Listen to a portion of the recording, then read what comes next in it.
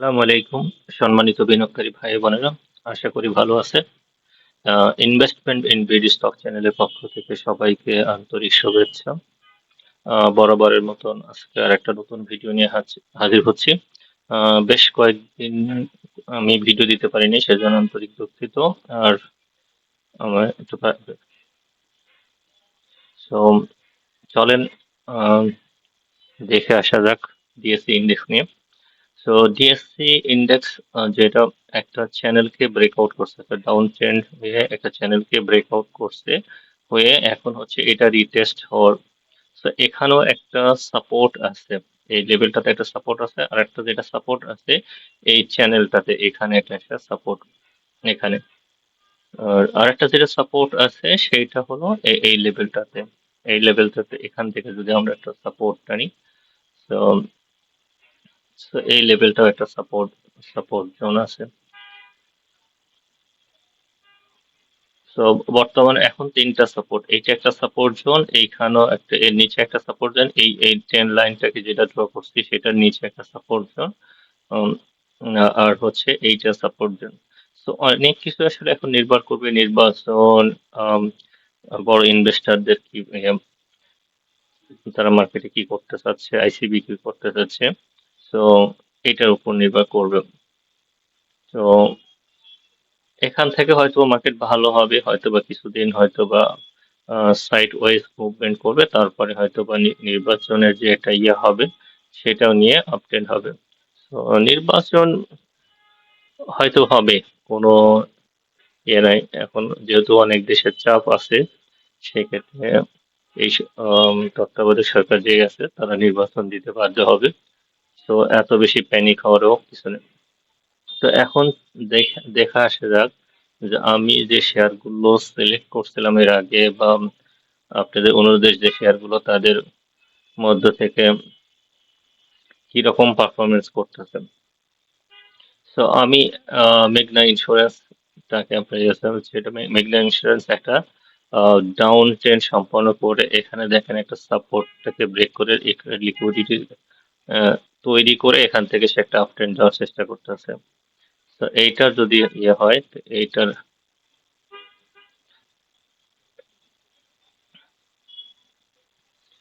তো এখানে একটা একটা সাপোর্ট আছে, এখানে একটা সাপোর্ট আছে, এটা বাধা আছে, এই বাধাটাকে সে, মানে এই ট্রেন লাইনটা সে কি ওভারটেক করতে পারে, ওভারকাম করতে পারেনি।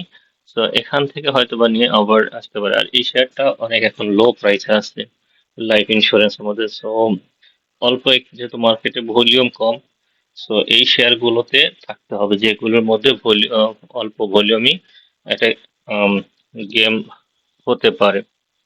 তো এই শেয়ারটাও নজরে রাখা যেতে পারে, যেহেতু লাইফ ইন্স্যুরেন্সের মধ্যে কম দামে আছে, এবং একটা আপ ট্রেন্ড হয়েছে, হয়ে আবার রিটেস্ট হচ্ছে। তো এটাও দেখতে পারেন। আর এটার নিচে আসলে হয়তোবা তখন এটার 42-এর নিচে আসলে তখন হয়তোবা স্টপ লস মেনটেন করতে হবে। রিপাবলিকের মত ওইটার মতো মেঘনা লাইফ একটা ইন্স্যুরেন্স, একটা যেটা রিপাবলিক ইন্স্যুরেন্সেও একটা আহ, মোটামুটি একটা ভালো কারেকশন হয়েছে, এ বি সি একটা কারেকশন হয়েছে, এখন আবার এ বি সি, সির দিকে হয়তো বা সি ওয়েভের দিকে যাচ্ছে। এর এ বি সি আবার হয়তো বা এই যে, so এইটা যদি এ হয়, সুইং হয়, তো এটা টার্গেট হতে পারে 34 টাকা লেভেলে, 26 টাকা থেকে শেয়ার 34 টাকা লাগবে, অথবা 30 টাকা। ফার্স্ট টার্গেট 30 টাকা, সেকেন্ড টার্গেট 34 টাকা। আর যদি এই এই এই যে যে লেভেল আছে এই লেভেলের নিচে হয়, তাহলে হয়তো স্টপ লস দিয়ে এখান থেকে 1 টাকা, হয়তো বা 1 টাকা অথবা 1.5 টাকা স্টপ লস ধরে ধরে এটা এখান থেকে বের হয়ে যেতে হবে যদি স্টপ লস হিট করে। আর একটা শেয়ার যেটা পুরো বিজনেস, আমি এই দুইটা শেয়ার সিলেক্ট করার কারণ হচ্ছে এই ক্যাটাগরির শেয়ার কম দামে আছে এবং ফান্ডামেন্টালি মোটামুটি ভালো। তো এই শেয়ারটা আগে তো জেড ক্যাটাগরি ছিল, এখন এ ক্যাটাগরি, এখন হয়তো এটা একটা প্লে করার চান্স আছে। কারণ এ ক্যাটাগরি একটা শেয়ার 18 টাকা 19 টাকা আবার ইন্স্যুরেন্স খুবই কম শেয়ারই আছে। তো এটার যারা 20 টাকার নিচে আছে তার মধ্যে এর ফান্ডামেন্টালটা ভালো, সেই জন্য এই শেয়ারটা আমার সিলেক্ট করা। দেখেন 17 টাকা আসছে, 20 টাকা, 3 টাকা গ্যাপ দিছে, আর আরো 1 টাকায় হয়তো 18 টাকা আসবে, এখান থেকে আবার 23 টাকা যাবে। তো যেহেতু দেখেন এখানে যেটা হয়েছে, এই লেভেলটা ভলিউমটা ড্রাই হয়ে গেছে, এখান থেকে আবার হয়তো বা একটা ভলিউম পাইলে এটা ভালো হবে। আর একটা লাইফের মধ্যে আরেকটা যে সন্ধানী লাইফ, সন্ধানী লাইফও দেখেন একই অবস্থা। অনেক কম দামে আছে, 17 টাকা, এদের ডিভিডেন্ড ভালো আছে, একটা আপ ট্রেন্ড গেছে, এখান থেকে একটা আপ ট্রেন্ড গেছে, এবার কারেকশন হয়েছে, এখান থেকে হয়তো বা আবার হয়তো 22 টাকা আর 24 টাকা এই লেভেলে যেতে পারে। তো 22 টাকা যদি যায় তাহলে 3 টাকা গ্যাপ, নট ব্যাড। আর দেখেন এই কয়েকদিন মার্কেট কারেকশন হয়েছে, এইটা কিন্তু কোনো কারেকশন হয়নি, এটা একই লেভেলে আছে। তো এখান থেকে বোঝা যাচ্ছে যে কোনো সাধারণ বিনিয়োগকারী এই শেয়ারটা আসলে এই দামে সেল করতে চাচ্ছে না। তো এটাও দেখতে পারেন। এরপরে যে শেয়ারটা আছে সিলকো, সিলকোটাও একই অবস্থা। দেখেন একটা ফার্মাসিউটিক্যাল কোম্পানি, বড় একটা কারেকশন হয়েছে। আর যারা আমি এই লেভেলটাতেও বাই করছি, এখান থেকে একটা ভালো একটা 11, 12, 13, 14, 4 টাকার একটা ক্যাপ দিছে, মোটামুটি ভালো ক্যাশ দিছে এরা, 1.1% ক্যাশ দিছে। তো 1.1% ক্যাশ দিচ্ছে কোনো শেয়ার, একটা 14 টাকার নিচে, খুবই কম আছে। এবং এর ইপিএসটাও মোটামুটি ভালো আসছে, 16 পয়সা ইপিএস আসছে, আগে আছে 17 টাকা। তো আগে তো প্রাইস অনেক বেশি ছিল এটা, এটা গতবার 1 বছর আগে যদি প্রাইস দেখেন তাহলে এই টাকা 20 টাকা, এখন 13 টাকা, 1 পয়সা কম ইপিএস আসছে। তো খারাপ কি? আর এই শেয়ারটা তো অনেক অনেক লম্বা একটা কারেকশন হয়েছে। তো এখান থেকে এই শেয়ারটা হয়তো অ্যাকুমুলেট হয়ে আবার সে তার গন্তব্য হচ্ছে 16 টাকা, তারপরে হলো 18 টাকা, এটা পার হইলে অনেক উপরে যাবে। তো এই শেয়ারটাও আপনারা দেখতে পারেন। তসরিপাও একটা একই ধরনের একটা শেয়ার। দেখেন মার্কেট এইটা এখন এখানে একটা অ্যাকুমুলেশন হচ্ছে, একটা আপট্রেন্ড আছে, একটু কারেকশন আসছে, যখন কোনো শেয়ার একটু আপট্রেন্ড থেকে কারেকশন আসে তারপরে সে আবার একটা র্যালি করার চেষ্টা করে শেয়ারটা। তো এটা হচ্ছে এখন রেডি হচ্ছে, এই সবগুলো শেয়ারই আবার রেডি হচ্ছে যে এখান থেকে অ্যাকুমুলেশন হয়ে আবার আপট্রেন্ডে যাবে। তো যদি সে এটা নিচে আসে তত স্টপ লস দিতেই হবে। তো এখান থেকে আমি যেটা মনে করতেছি, হেড অ্যান্ড শোল্ডার প্যাটার্ন করে এখানে একটা শোল্ডার, এটা একটা শোল্ডার, এটা হেড, এটা একটা শোল্ডার ক্রিয়েট করতেছে, হেড অ্যান্ড শোল্ডার ক্রিয়েট করে আবার সে আগের দিকে যেতে যাচ্ছে। তো সবগুলো শেয়ারই মোটামুটি একই ধরনের প্যাটার্ন, এটাও একটা হেড অ্যান্ড শোল্ডারের প্যাটার্ন, এটা একটা হেড অ্যান্ড শোল্ডারের প্যাটার্ন, এটা হেড অ্যান্ড শোল্ডার নাম। তো হেড অ্যান্ড শোল্ডার, এটা সিল্কোটা হেড অ্যান্ড শোল্ডার প্যাটার্ন ইয়ে করতেছে। তসরিবারও তাই, এইটা দেখেন একটা head and shoulder pattern create করার চেষ্টা করতেছে, করে যদি হয় তার টার্গেট হবে 23 টাকা হেড অ্যান্ড শোল্ডার ইয়ে যদি হয়। তো আমি আপনাকে দেখাই হেড অ্যান্ড শোল্ডার।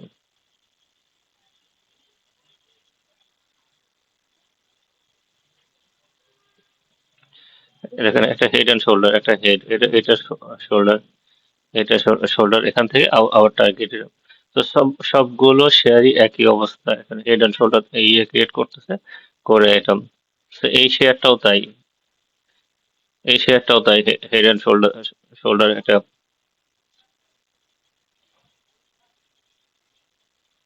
এটা হেড, এটা একটা শোল্ডার, হয়তো একটা কারেকশন হচ্ছে, এখান থেকে আবার সে তার ইয়ে দেবে। তো এই শেয়ারগুলো যদি মার্কেট একটু ভালো হয়, হেড অ্যান্ড শোল্ডার অ্যাক্টিভ হয়ে যায়, তাহলে লম্বা একটা প্রফিট দিবেন, প্রফিট পাবেন।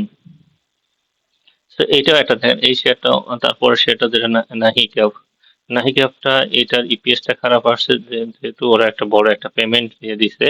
সো সো এর কারণে ইপিএসটা খারাপ, আদারওয়াইজ এই শেয়ারটার ইপিএস আবার পজিটিভ আসবে, তখন হয়তো এটা গেম হবে। তো যেহেতু এটা ইপিএস খারাপ আসছে, ওরা একটা পেমেন্ট দেওয়ার কারণে সামনে ইফেক্ট গুলো আবার পজিটিভ আসবে। সো এই শেয়ারটা আবার আস্তে আস্তে তার গন্তব্যের দিকে যাবে। সো এখানে হচ্ছে অ্যাকুমুলেশন হচ্ছে, এটা একটা অ্যাকুমুলেশন জোন। এখানে আস্তে আস্তে সাধারণ পাবলিকের থেকে শেয়ার গুলো নিচ্ছে, নিয়ে সেটা, কারণ এই শেয়ারটা যদি আপনি দেখেন লং টার্ম ভিউ, আমি যেগুলো শেয়ার দেখাচ্ছি, আপনি লং টার্ম ভিউ দেখবেন যে এইগুলো অনেক উপর থেকে হচ্ছে। দেখেন, এইটা একটা 80 টাকা 90 টাকার একটা শেয়ার কারেকশন হতে হতে হতে হতে এখান থেকে করতেছে, এটা একটা রাউন্ডিং বটম ক্রিয়েট করার চেষ্টা করতেছে। যখন এই রাউন্ডিং বটমটা ফুল অ্যাক্টিভ হয়ে যাবে, তখন তার টার্গেট হয়ে যাবে, প্রথম টার্গেট 60 টাকা, তারপরে হয়তো বা এই লেভেল। সো এই শেয়ারটাও দেখতে পারেন, যেহেতু একদম তলানিতে আছে। সো এটা ভালো হতে পারে।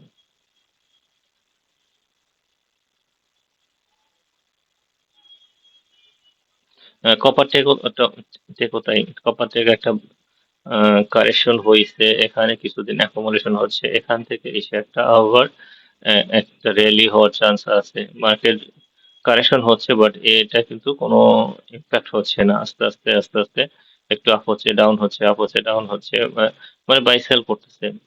তো আপনি 2-3 দিন ওয়েট করলে আপনি 3-4%, 5% এটা প্রফিট পাবেন। যারা এই লেভেলে কিনছে এখানে প্রফিট চেক করা যাবে, এখান থেকে তারা কিনছে এই লেভেল পর্যন্ত, বা এই লেভেল, আবার যারা এই লেভেলটা কিনতেছে হয়তো এই লেভেল, আবার 4-5% প্রফিট এটা আপনি সবসময় পাচ্ছেন এই শেয়ারটাতে। ছোট ছোট বাই করবেন, ছোট ছোট ইয়েটা। তো এখানে এই লেভেলটাতে অ্যাকোমোডেশন হচ্ছে, এখান থেকে আবার ভালো আসছে। আর একটা শেয়ার যেটা আমি আপনাদের আগে থেকে বলছি, এই শেয়ারটা আমার আম, একটা ফেভারিট শেয়ারের মধ্যে, যে এইটা আপনি বাই সেল করলে আপনি